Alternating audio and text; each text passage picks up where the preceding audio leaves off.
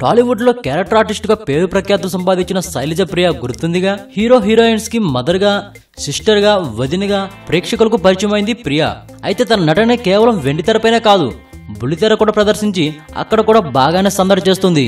పలు TV serials లో నటిస్తూ తన నటనతో బుల్లితెర ఆడియన్స్ కి కూడా చేరువైంది.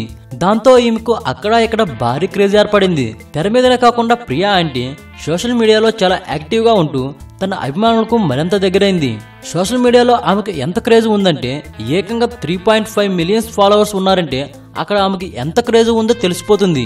రీసెంట్ గా ఆమె సరదాగా పాడిన పాటల్ని నెట్ లో పెట్టి మళ్లీ అభిమానులను సంతోషపరిచింది. కంచె, శివమణి సినిమాలోని పాట పాడి తనలో ఓ గాయని కూడా ఉందని చెప్తుంది.